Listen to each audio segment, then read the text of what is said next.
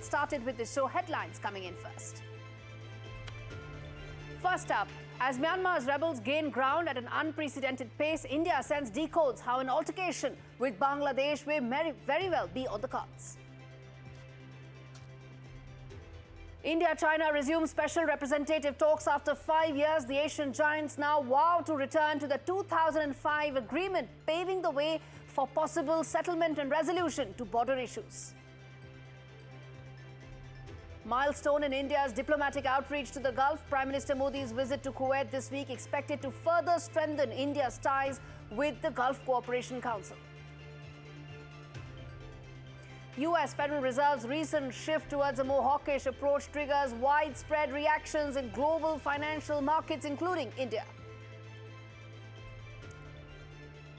And from Trump's tariffs threat to internal Liberal lawmakers' mutiny, Canada's downfall is playing out in real time, and Prime Minister Trudeau is now living on borrowed time.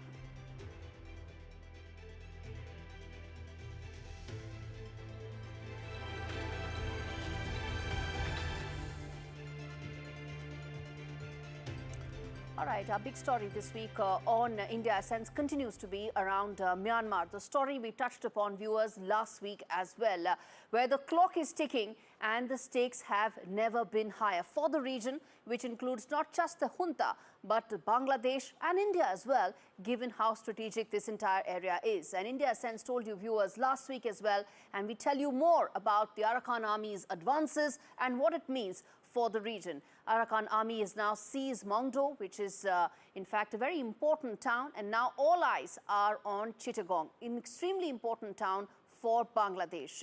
In fact, last week the world witnessed the fall of Muangdow as Myanmar's Arakan Army claimed victory, and their march seems unstoppable.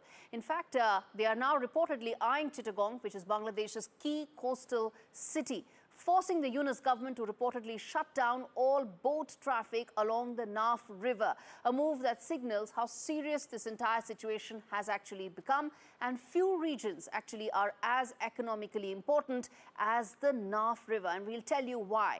Fact number one, it serves as a vital waterway for Bangladesh's trade, and in fact connects the entire Bay of Bengal. And that's what you can see right there. The Nadu River is the key waterway that's most important, viewers, and that's why we are pointing that out for you to understand the significance of what's happening in that region. In fact, the Nadu River is also a major entry point for imported goods, fueling Bangladesh's economy. So if here on the Nadu River, if Arakan Army has a post, it has larger both economic and social, political and other important ramifications for Bangladesh. And the third important aspect is that the river plays a crucial role in the local fishing industry that supports the livelihoods of thousands. If this river falls into conflict, the ripple effect could in fact be very significant for Bangladesh's economy. As I said, this is no ordinary border zone. It is a gateway to the strategic St. Martin Island as well, a region that Bangladesh cannot afford to lose. And the Arakan Army's expansion could spell trouble, not just for the local security, but for Bangladesh's larger goals as well. And now, let's focus on why we are talking about this on India Sense, why this region is so important for us viewers, because this impacts India on multiple fronts. Myanmar is India's bridge to Southeast Asia and for greater connectivity for its entire Northeast regions. To stabilize Myanmar, India must use diplomatic engagement, humanitarian support and coordination with ASEAN countries. New Delhi needs to have more engagement with ethnic groups as well, and not just the junta with whom we have been engaging so far. And in fact, listening to what the External Affairs Ministry spokesperson had to say on how things are unraveling right now in Myanmar. So, yes, we are following developments in Myanmar very closely. We understand that the fighting has intensified and we are following the evolving situation very closely. You would also understand that some time back, because of the security situation, we had relocated our people serving in our consulate in Sitwe to Yangon. But even though the relocation has happened, our consulate in Sitwe continues to be functional. Ideally, India, Bangladesh and Myanmar can work together to create strong economic and strategic partnerships and relationships. But with Yunus choosing extremist elements over ties with India, New Delhi now needs to engage more to remain relevant and in fact a major player in this region. More so since the flux in Bangladesh is pretty much still going on, and that turmoil is set to impact India's northeast regions as well at some point or the other.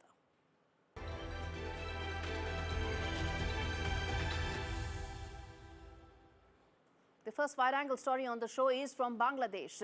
It is the 51st and third anniversary of Vijay Diwas. The victory India and Bangladesh jointly, in fact, celebrate over Pakistan and birth of Bangladesh. But that has changed now. Bangladesh under Yunus is busy scrubbing history practically. And Yunus's government key aide says India had no role in the war. That's what Yunus government is saying.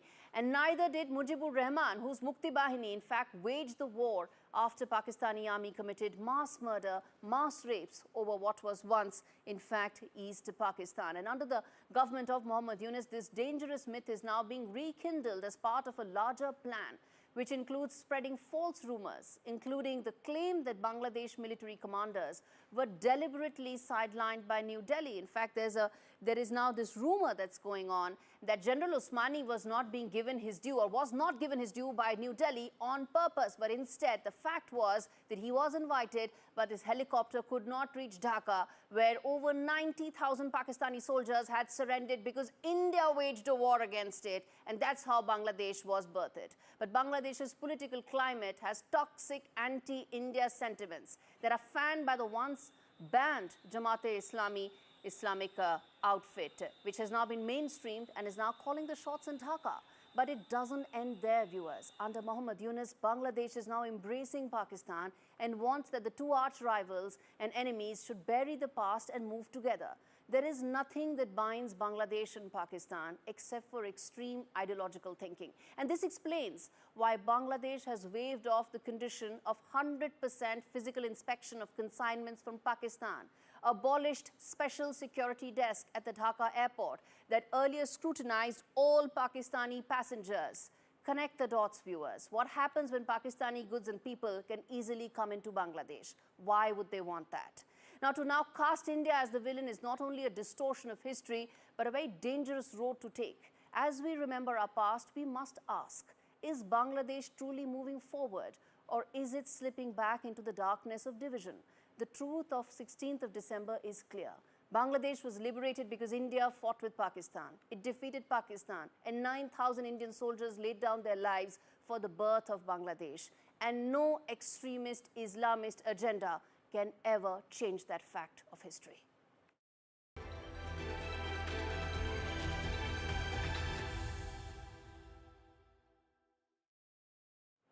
The other wide-angle story on the show is from Pakistan, which is now standing at a dangerous crossroads. In fact, it's crossed between a crumbling alliance that is unfolding as far as Afghanistan is concerned, and there's a political storm that's brewing at home. For long, Pakistani deep state had deep ties with Haqqani network, but that seems to be unraveling. Add to it the foes at home with Imran Khan knocking on the doors of the deep establishment, looking to, in fact, break that chain completely. What happens next, and how long will the status quo actually survive in Pakistan? This report tells you. Pakistan finds itself caught between a rock and a hard place. First up, the assassination of Khalilur Rahman Haqqani, a key Taliban minister and senior leader of the Haqqani network. It has sent shockwaves through Islamabad and the entire region.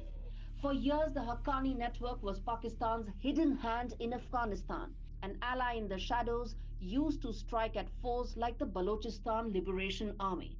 But now, with Haqqani's death and the Taliban battling multiple insurgent factions, Pakistan's once dependable proxy is crumbling.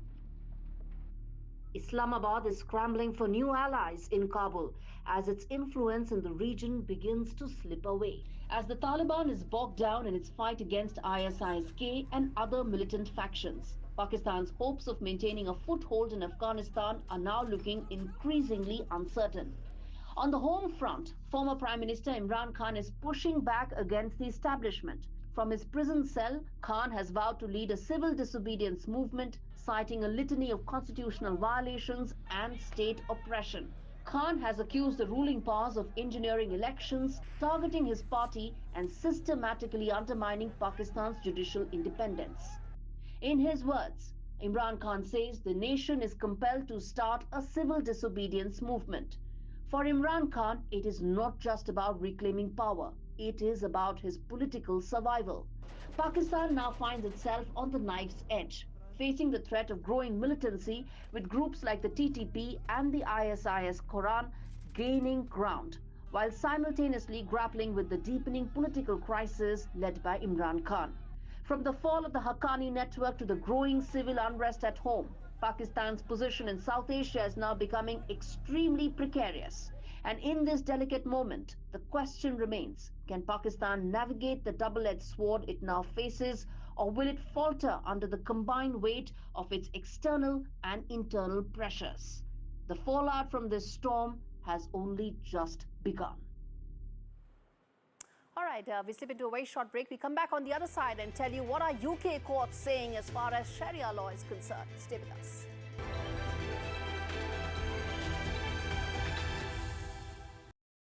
Imagine Christmas without the Salvation Army. Imagine George alone on Christmas Day. Mike, cold and frightened. Charlie, hoping Santa will come. Without the Salvation Army, many people would have nothing this Christmas.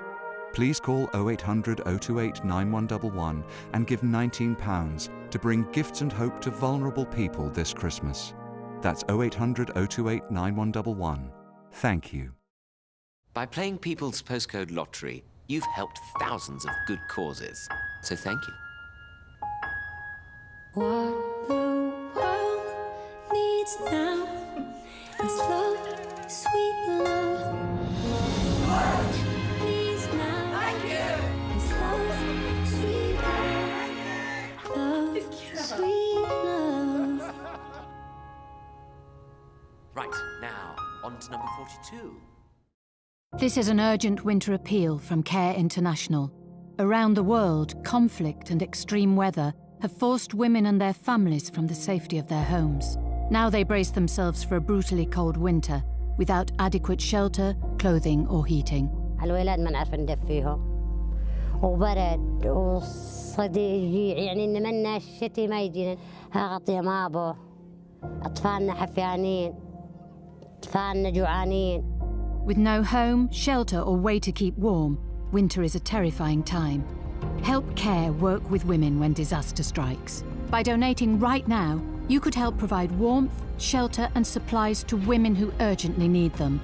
Call 0800 144 5550 or go online to give what you can. For women left with nothing, your donation means everything. Please donate today and help women like Rama seek shelter and hope this winter. Thank you. It's been a difficult year for our family. We're finally going through my Tom's things. I want to make him proud, and that starts by making sure our son is protected. Welcome to British Seniors, the UK's #1 rated provider of over 50s life insurance. Hi, I'd like a quick quote. No problem. We're proud to offer our seniors lifetime guarantee. With 100% of claims having been paid, we guarantee your premiums will never go up and that you'll speak to one of our specialists in the UK. That's great. UK residents aged 50 to 80 are guaranteed to be accepted. Depending on your age, your loved ones can get a cash payout up to £10,000. Plus, when you sign up, you'll receive a £135 gift card and free 24/7 GP advice and health services. That money could help with debts or my funeral costs. I'll do it. Be proud to protect your loved ones with British Seniors. To get a free quote today, call our UK team on 0800 158 552 or visit britishseniors.co.uk.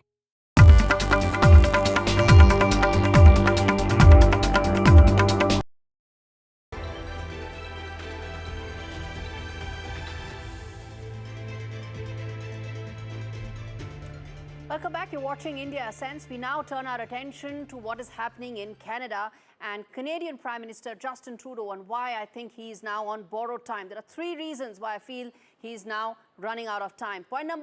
Reason number one, that the mocking and trolling by President-elect Donald Trump is set to intensify as he tries to expedite Trudeau's departure, since the two men have a very uneasy and difficult relationship. The second reason, Khalistani politician Jagmeet Singh, who's keeping Trudeau's government afloat, is waiting for the 25th of February next year before pulling the plug, because that's when he will complete 6 years in power and will be entitled to pension as per Canadian law. And the third important fact, that the by-election in Cloverdale, where Trudeau's LDP dropped from 39% to a mere 16%, tells you that the writing is on the wall. And this report tells you just how significant the backlash awaits Justin Trudeau.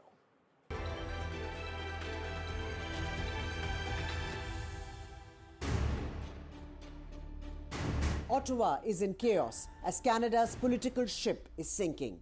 On the heels of a stunning resignation from his number 2, Deputy Prime Minister and Finance Minister Chrystia Freeland, Trudeau is battling both internal and external fires.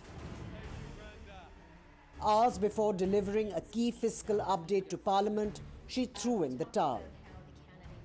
At the heart of the split, a bitter battle over how best to handle the fallout from US President Donald Trump's aggressive economic nationalism, and closer to home, the mess Trudeau's policies have created. Trump's tariffs are a sword of Damocles hanging over Canada's economy.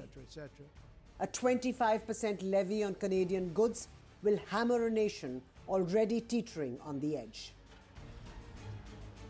And with Canada's deficit now ballooning to 60 billion Canadian dollars, 20 billion beyond Freeland's target, the economy has never been in worse shape.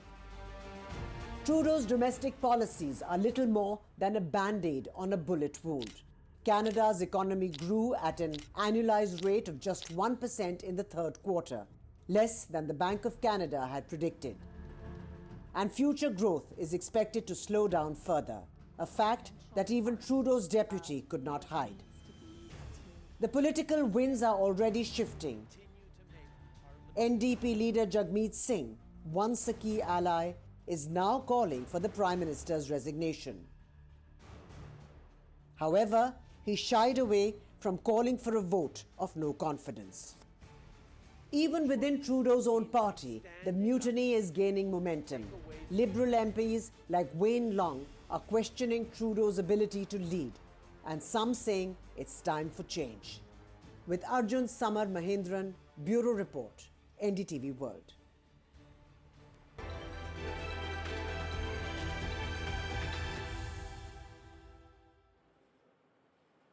All right, let's get you the top voice segment on the show. We have Jeremy Miller, who is a data reporter of the Washington Post, joining me to really understand the kind of influence that Elon Musk wields and how significant that is. Jeremy, thanks so much for joining me from Georgia. Let me start by asking you, you've been crunching the data numbers. What do they suggest in terms of the reach that Elon Musk has? Yeah, absolutely. What we found is that Elon Musk's audience on Twitter is humongous and is far, far bigger than any other political figure in the United States. So, for instance, his tweets got 133 billion views, 133 million views between July and December. And that's more than 16 times President-elect Donald Trump, and more than 16 times the audience of all of the members of the US Congress combined. So that's just a huge amount of visibility for one man, who, especially in the run-up to the US election about a month or 6 weeks ago, more than 40% of Elon Musk's posts were about politics. And we've seen him using this megaphone to influence US politics, even yesterday, when he sent a couple of tweets expressing his unhappiness with a bill in the US Congress. And just a few hours later, that bill was withdrawn. And so for someone who is not elected, not appointed, doesn't have an official government role, that's just really novel.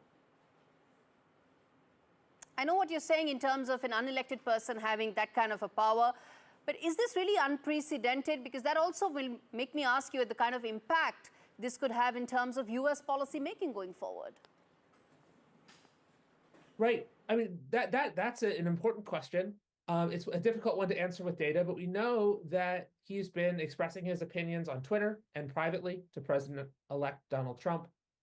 His opinion on appointees, the finance secretary, treasury secretary, for instance, as well as that bill I mentioned. And his views here are his opinions here are seen by just huge numbers of people whenever he wants to. And whether you agree with him or not, obviously affects how you think about that.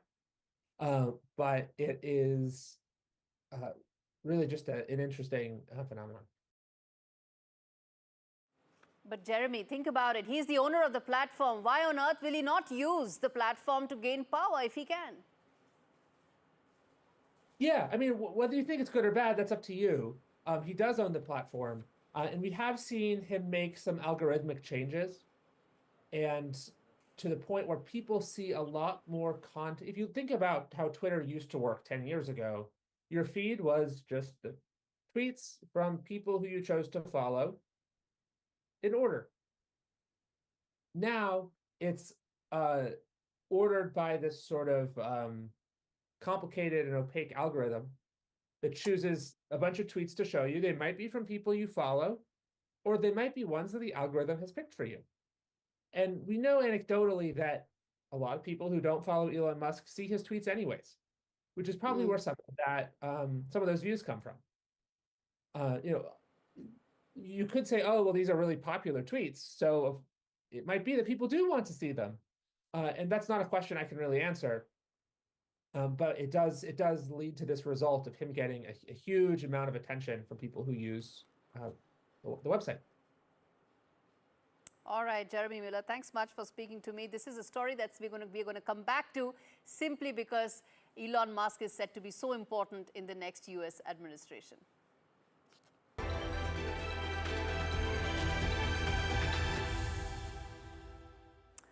All right, it's time to now take a look at a trend that is becoming quite worrying on Wall Street. You have these young bankers who are clocking in 90 hours. They've got Ivy League degrees, but that don't seem to be enough for them. They need to now, in fact, shape up or they will be falling behind. The price is too steep and it looks like they are resorting to everything that they possibly can, including drugs. This report tells you just how significant that number of bankers are.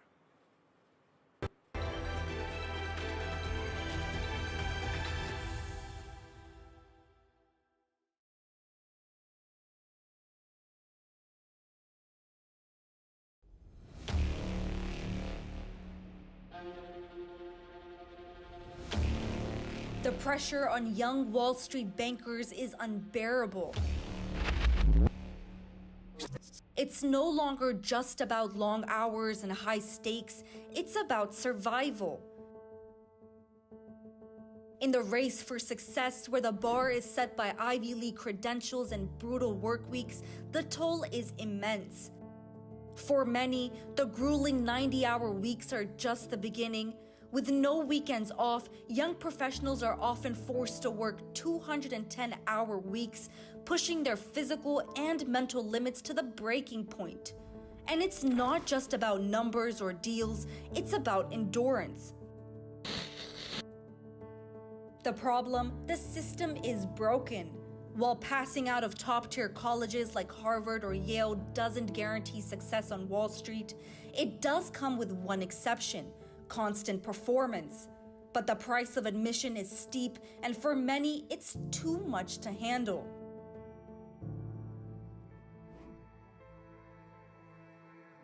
So they turn to something to help them survive: Adderall.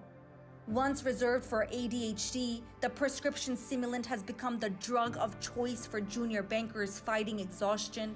A little pill, a quick fix to get them through the long hours, the endless presentations, and the sleepless nights. Adderall promises enhanced focus, but the cost is high. Anxiety, insomnia, heart palpitations, and a growing sense of emptiness are the hidden side effects. A broken system feeds broken spirits. And while the pill is easily obtainable through doctors, the real danger lies in the culture it fuels. A cutthroat world where success is everything, but health and well-being come last. Once, cocaine was the drug of choice, the fuel that powered the wolves of Wall Street. Now it's Adderall, a more legally acceptable but equally dangerous alternative. The high may be sharper, the focus more intense, but the crash can be catastrophic.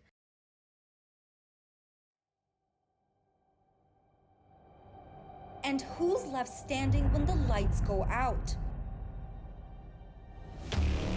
The new wolves are still chasing the dream, but in this unforgiving world, it's unclear whether the dream is worth the price they're paying.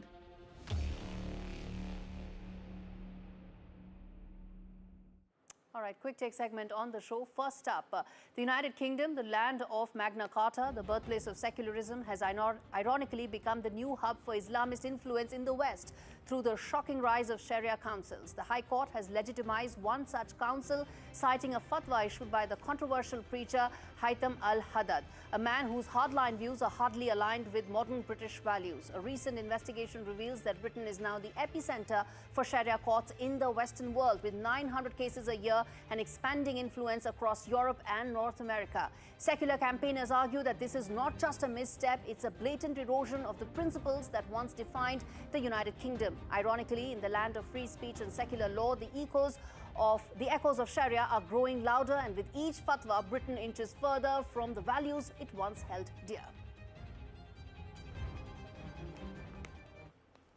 All right, with that, it's a wrap on this edition of India Sense. Thanks so much for watching.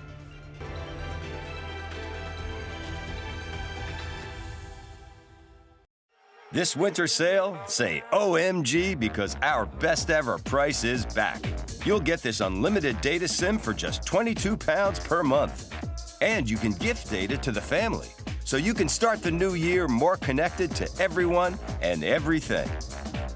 All on the UK's best network. That's why families choose EE. Hurry, this winter sale offer ends 30th of January.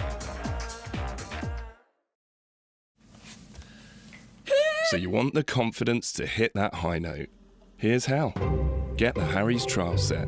For just $3.95, you'll get our new trim and razor, shave gel and travel cover. With our new razor, even your 8th shave will be as smooth as your first. Its 5 German-engineered blades are our sharpest yet. Now with your newfound confidence, that high note is there for the taking. Harry's. Feel good, fellas. Get comfy this Christmas with Pillow Pad Fold Away from JML. The multi-angle viewing stand that makes any device easy to see, comfortable and hands-free. The plush microfiber ledge holds any device securely at the perfect viewing angle. And it comes with a handy storage compartment. It's a great gift for sofa surfers. Whether you're sitting, lounging or lying down, get the perfect view with Pillow Pad Fold Away. Only $19.99 from Asda, Argos, Morrison's, Tesco and jmldirect.com. Have you ever considered what might happen if you didn't feel that way about yourself?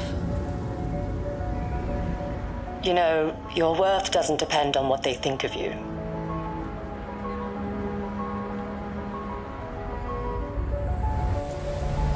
You've come so far.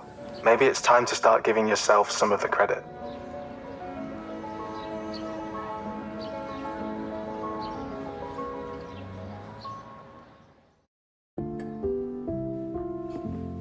You know, the toughest part of the whole grief, I'll never forget, is when Nan turned to me one time. And she goes, "John, I don't know what's happening to me." Those weeks that he came in, with the 3 weeks that I could be his little girl again, nothing I can do will repay Marie Curie for doing that for. The amazing gift that they gave me was I was there at his last breath. He was there for my first. In the calls, they just listened. She just said, "John, just speak." Although people don't like to talk about it, but we're getting older, it has to be done. You start to think about, well, what would I do? Where would I want to leave things? I will give everything back that I can to the hospice that gave me so much, not only in my name, but in Dad's name. Who do I give my assets to? Didn't realise you had a choice. Give better end-of-life care to all. Get your free will guide today.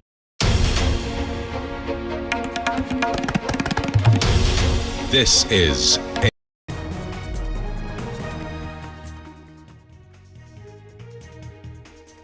Hello and welcome to the Southern View. I'm Veera Raghav. A special focus this evening on another round in the Tamil Nadu government versus governor battle in that state over vice-chancellor appointments. But first, let's take you through the big headlines that we're tracking this hour. Starting with Parliamentary Affairs Minister Kiran Rijiju speaking out on the chaos in Parliament, tells NDTV one man's agenda is stalling the Parliament as he hits out at Rahul Gandhi.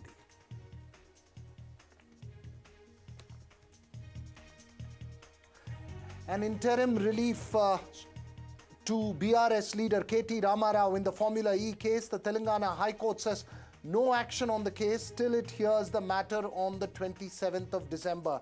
The Congress agrees to discuss the allegations in the Assembly.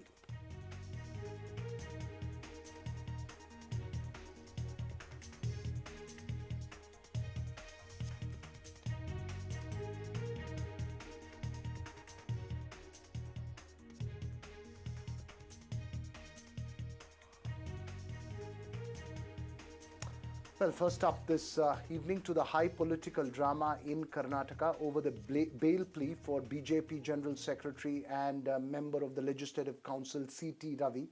After a day-long drama in Belagavi, the Karnataka High Court ordered the immediate release on bail of the BJP MLC. Ravi was arrested, remember, for using allegedly obscene language against State Minister Lakshmi Hebbalkar, the only woman minister in the state cabinet, yesterday in the Legislative Council, and was kept in police custody overnight at Khanapur near Belagavi.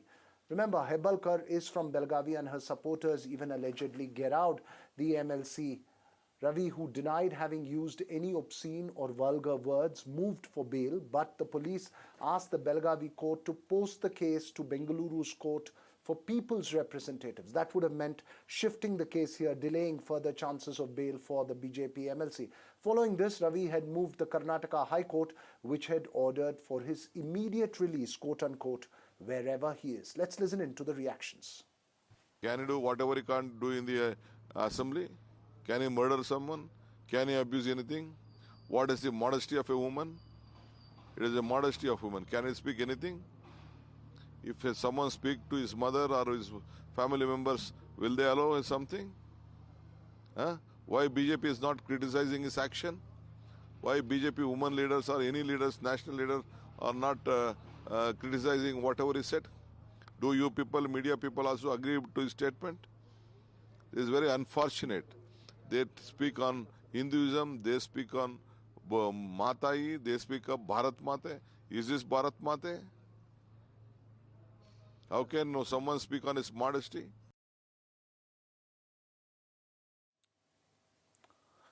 Well, the Congress taking a strong position against the minister for using obscene language to a woman in the Legislative Council, and the woman minister that is, and the BJP accusing the state government and police of high-handedness and vindictive treatment. Well, joining me this evening on the show for a quick face-off, Sudha Halakai of the Bharatiya Janata Party and Syed Asad Abbas of the Congress Party. Sudha, first to you.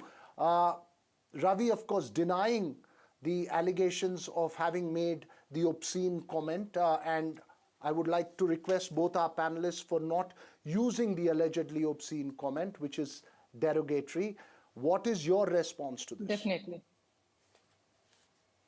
Veera, first, at the foremost, I'd like to say that yesterday was a black day, not only for the Delhi Parliament, but for the Karnataka as well, because in the complete history of Karnataka, never such incidents has taken place. At the foremost, and I would like to thank the Honorable High Court for giving the appropriate justice today and upholding the civil liberty which was diminished by the Congress in Karnataka. Let me tell you, from Delhi, the entire Congress, the hierarchy, from the Delhi to the Karnataka, they think that the constitution is their ancestors' property and they can play with the law of the land however they want. See, whatsoever has happened, it was not in the frame of the law. How Mr. C.T. Ravi was arrested and how he was made to run around everywhere, and it is completely, barrigatory. There's absolute violence of the human rights. And the first aid was not given to him. He was not allowed to file a zero FIR, and he was not allowed to sleep, in fact. And absolutely, it is the violation of the human rights. And there is a jungle raj in Karnataka. And in every instance, the Congress government has failed to has breached the oath which has taken on the name of the constituency, and they should ask sorry for the people of Karnataka for doing so. Recently, just a couple of days back, in the same Suvarna Sauda, there was lathi charge on the Pancham Chalis. Let me complete. There was lathi charge on the Pancham Chalis just for the request that they wanted to come in. The two of them wanted to come inside and give the memorandum, and they did lathi charge, black and blue, left and right, not seeing whether the senior citizens are there, whether the women are there, and they have absolutely, there was head injuries, they were bleeding from the head, and there was fracture of the limbs. And one more thing, earlier also, when in the assembly, there was pro-Pakistani slogans when one of the Congress leader was elected for the Rajya Sabha, and these Congress people denied that. And on the protest and demand of the BJP, and the FSL report was demanded. Syed Asad Abbas, your response to this. Sudha Halake, 1 minute. Let me get Syed Asad Abbas into this. Syed Asad Abbas, your response to this. The accusation that the BJP is hurling at the Congress is that even if there is a case, now they are denying that there is a case, they are denying that C.T. Ravi ever said anything obscene, but even if there is a case, why keep him overnight in jail? Why stretch the process till the end of the day and try and move it to the People's Representatives Court in Bengaluru? Why not allow the process of law, like it is in normal cases, to play its own course? Syed Asad Abbas, your response. Just a minute. According to 41A, they are not supposed to arrest immediately I'm very without glad giving a today notice. that the Bharatiya Janata Party, ma'am, it's my time. Allow me to speak, please, with all due respect. Thank you. The party which speaks of Beti Bachao, Beti Padhao, the party's National General Secretary uses a term which I cannot even repeat on the national television. What sections are labeled against him? Section 75, which is of sexual harassment. Section 79, which is of outraging a woman's modesty. The word used against the honorable minister is absolutely not okay.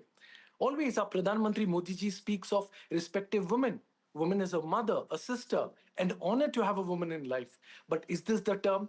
Now, let me present to you 4 members of legislative councils who are witness, proof, testimony, and have given statements in favor of Lakshmi Hebbalkar ji.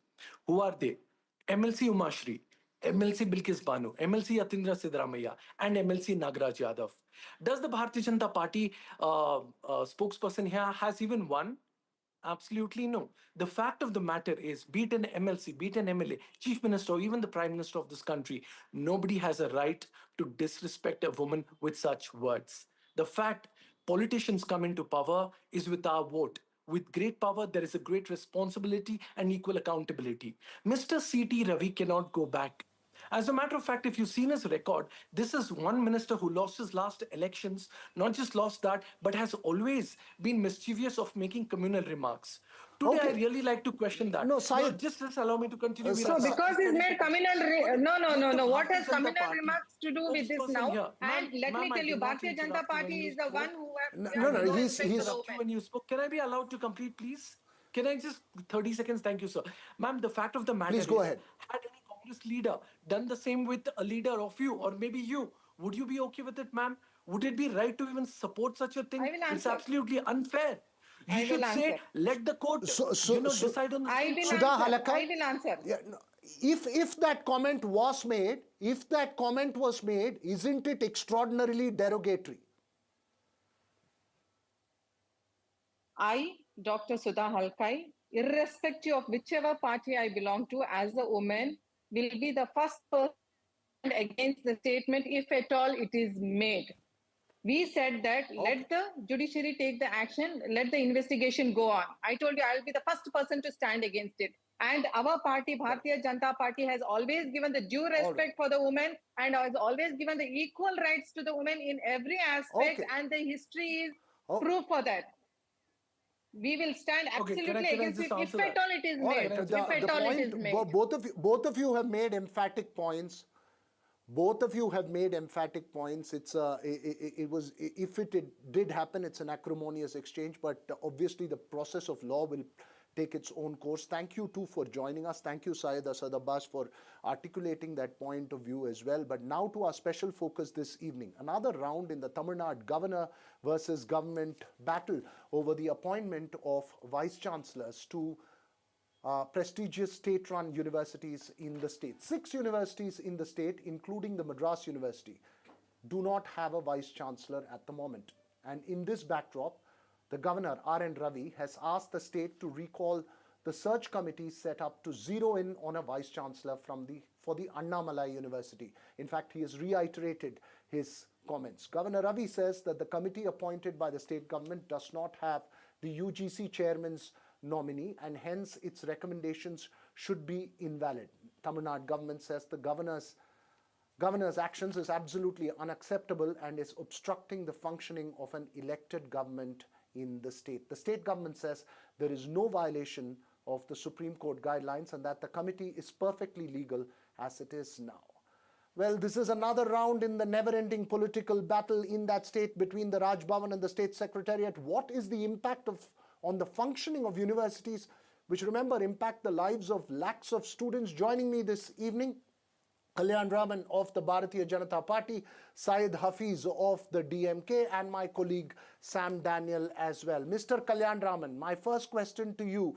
It is purely UGC guidelines. Each university in the state has its own statute. The government of Tamil Nadu says that the governor's actions is obstructing the work of a duly elected government. Your response first.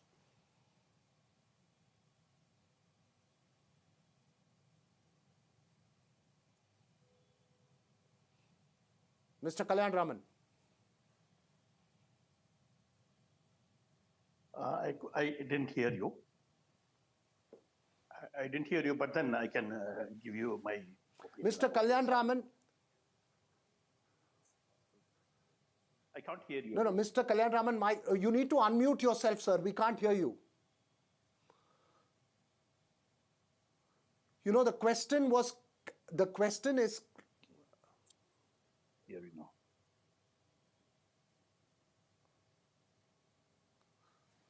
First of all, the...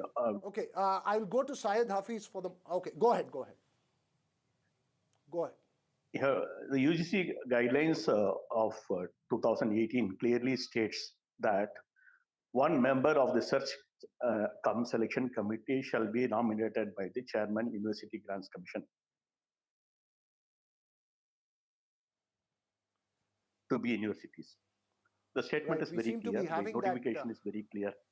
Anything that goes against that notification is in violation of law. So this government, having nominated one member from the UGC earlier, has cancelled that and then nominated their own nominees, 3 of them, without a nominee from the UGC, and then went ahead with the search committee, which the governor, in his wisdom, found that it is in violation of law, which is... So in turn, he had said that this may be scrapped and then a new committee may be formed, which is perfectly in line with the law, which is perfectly in line with the constitution. Here, the irresponsible government of Tamil Nadu has always been maintaining a similar stance for the last very many occasions. 7 universities, including the current one, Chidambaram University, Chidambaram Annamalai University, do not have a vice chancellor now. So it is the duty of the incumbent government, the state government, to appoint a thing along with a nominee from UGC, which is provided by law. Anything going against it is in violation of Article 254 of the Constitution. This is my initial submission. All right. Mr. Syed Hafiz, you've heard the BJP's initial position. What's your response? See, hiding behind the Supreme Court judgment has become the habit of the BJP and the governor. The bigger problem here is the politics and the efforts of the nominated appointees from the union government to hijack the democratically elected government and the government machinery by all means. When it comes to granting assent to the laws which have been passed by the assembly, the governor takes his own time for up to 18 months on very critical bills, and especially which is related to education. The efforts are from the governor and the right wing to man the entire system with their people. So it is that continuation of that effort to involve as many as people from the right-wing lineage. So inclination of the right-wing people and choosing such people into the system is their agenda. Hence, we are fighting against it.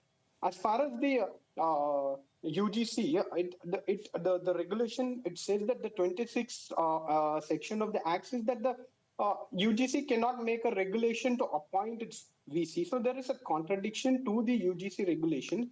It has given a guideline for the selection of the committee, but it has not made it mandated. So here we are not contradicting with the UGC, where we are not finding a selection committee or we are not keeping a one-man selection committee. The 3 members have been posted as per the statutes of the State University Act, which the Tamil Nadu government has followed. So here, as per the State Act, there is a nominee of the governor, or the chancellor, nominee of the state government, and the nominee of the syndicate. So this is very well within the framework of the law, which my minister has rightly pointed out. So here, behind this, you all should also focus that this problem is arising only in the state which are ruled by the opposition and not by the BJP. So that is why we say it is more to do with politics. Is it then, Syed? May I intervene? Okay, you're saying, you made your point. You're saying it's more to do with politics. Yes, before I get to you, I just want to get Sam Daniel in. Is this a case of, Sam Daniel, the government and the governor not working together, both trying to assert or not being in communication with each other? Or is there a genuine difference, and is there political agendas at play here? Quick response to you before I get Mr. Kalyan Raman. Well, many feel there is a political agenda from both sides, Veera Raghav. The ruling party, whichever party is in power in Tamil Nadu, normally use this opportunity to field competent people in terms of giving representation to various religions or castes, so that some level of empowerment and social justice is also given through this mechanism. And technically speaking, except 4 universities of the 16 state universities in Tamil Nadu, all others do not even have place for the governor's nominee. And here they look at the governor's insistence to try and secure a handle in the garb of UGC nominee, so that the governor could have ultimately a say in who would be ultimately appointed, scuttling any attempt by the elected government in the state to have their men or women to be appointed as vice chancellors. The larger question, of course, is how does it impact the functioning of the university without the vice chancellor? The vice chancellor is largely seen as the CEO. Without him or her, there can be no major key decisions taken, be it appointment of faculty members, promotion, or even seeking of grants from the UGC for the development of the university. More importantly, when it comes to the ranking, be it the NAC or the NIR of ranking, without the vice chancellor, those universities are bound to suffer in terms of the points they may gain under the governance aspect. Right. And that's something. Lastly, it affects the convocation, because without the vice chancellor, the lakhs of students who pass out through these universities in the state will not have their degrees because there will be no vice chancellor to sign. That's the larger worry and impact. That's right, Sam. There are serious questions here. Mr. Kalyan Raman and Syed Hafiz, last 1 minute each. First to you, Mr. Kalyan Raman. Is this categorically reflection of individual political positions and hence troubling a university system which desperately needs vice chancellor appointments? Is differences between the Raj Bhavan and the state government clouding over the functioning of universities? Your response, Mr. Kalyan Raman, first. agenda. Number two, in specific. We seem Okay, to be let having us a look terrible at the line fact of from the case. Mr. Kalyan Both Raman, Sam which, Daniel it's and Syed freezing Hafiz are repeatedly. trying to Syed ignore Hafiz, constitution. please respond. No, please understand. They are trying to ignore the constitution, and the UGC's rule has overriding effect over any of the state rule passed by the incumbent government in a state. Here is a government which is cancelling an already appointed UGC nominee and then appointing its own nominee in the name of syndicate nominee, and then trying to impose somebody as a vice chancellor, which is a political agenda. Not the governor. Governor says that just follow the rules. Syed Hafiz, your last word to you. Yes, if the governor is so Syed Hafiz, democratic and constitutional, if the governor is so constitutional and so democratic in following the constitutional norms, I think he should have given assent to the bills that have been sent by the democratically elected state government when it came to need from Siddha University Act to changing the power of chancellor to the chief minister.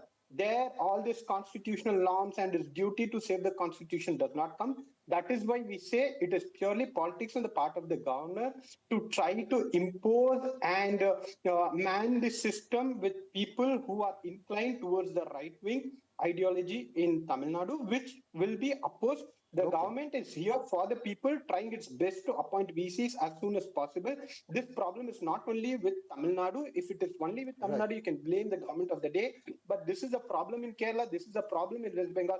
Wherever the opposition is ruling, with opposition rule states, you're saying, are being a big obstruction. One person was nominated. Do you know that? All right. The committee had recommended just one person.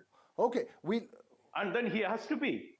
And then the Supreme Court had said that it is wrong, it is illegal, that is what the same thing the state government of Tamil Nadu is doing under DMK. Both of you have made your points. I'm sure this is not a one-person committee like how it happened in Kerala. This is not a one-person committee. No, you are trying to replicate the same in a different form. What will you do once you start violating? Once you start violating, what you will keep on doing violating? You are after all an anti-national government. In West Bengal, the government had to go to the Supreme Court and Supreme Court said, DMK government is the same government which wanted to separate Tamil Nadu, if you remember. You lullied to find a selection committee. That is the magnitude of the problem that you are by default a violator, you know that. Government and to the educational infrastructure of you the state. You are by default anti-national, you know that. You are by default separatist, you know that. All right. We'll have to end this conversation right here. We'll keep a close tab of it. Hopefully, the appointment of vice chancellors, both sides will put their difference aside and ensure the appointment of vice chancellors there for universities, which is desperately needed. Quick check now of the latest in the Formula E controversy. The Telangana High Court granted interim relief to BRS leader K.T. Ramarao, against whom an FIR has been filed by the Anti-Corruption Bureau in the state, till it hears the case on the 27th of December. Meanwhile, the Congress also agreed to BRS's demand to discuss the issue on the floor of the House. Uma Sudhir with the details. It is a 7-day reprieve for K.T. Ramarao. The Telangana High Court has ordered that the Anti-Corruption Bureau should not arrest Mr. K.T. Ramarao for 7 days. This was on a quash petition that was filed by K.T. Ramarao. It was taken up as a lunch motion, and he had sought that the FIR against him should be quashed on multiple grounds. Mr. C.A. Sundaram, Aryam Sundaram had argued on behalf of K.T. Ramarao, saying that no preliminary probe had been done and that there was no illegality really in what had transpired in the payment of almost 55 crore rupees to the Formula E operators by K.T. Ramarao when he was Municipal Administration Minister of Telangana during the BRS government. The stay on the FIR has not happened, so the court has refused to quash the proceedings, and they've also said that the proceedings can continue and the counter will be filed by the 27th of December on the quash plea itself. The BRS MLAs have demanded in the assembly that there should be a discussion on Formula E, and in fact there is a lot of action in the assembly today with adjournment happening on that issue because there was a lot of ruckus in the assembly, and the allegation was that the speaker was attacked, or an attempt to attack the speaker or manhandle one of the ministers, following which the assembly was adjourned for 15 minutes, and subsequently when they did not grant a discussion on Formula E and instead had a discussion on Bhubarani issue, the BRS in fact walked out.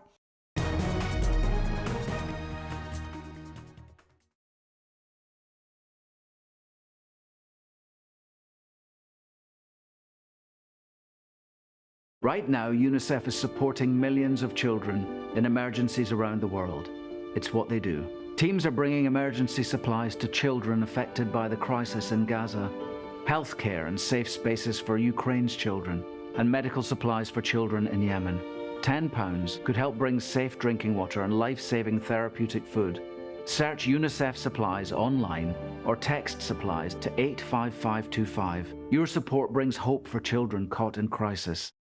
Get comfy this Christmas with Pillow Pad Fold Away from JML, the multi-angle viewing stand that makes any device easy to see, comfortable and hands-free. The plush microfiber ledge holds any device securely at the perfect viewing angle, and it comes with a handy storage compartment. It's a great gift for sofa surfers. Whether you're sitting, lounging or lying down, get the perfect view with Pillow Pad Fold Away. Only $19.99 from Asda, Boots, Dunelm, Tesco and jmldirect.com. Health isn't someday in the future, it's now. It's same-day GP appointments, physio without GP referrals, cancer testing, scans and diagnosis fast. Questions for an expert at any hour about anything. Support that lasts for as long as it takes.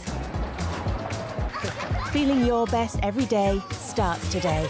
Call or go online now for your health insurance quote.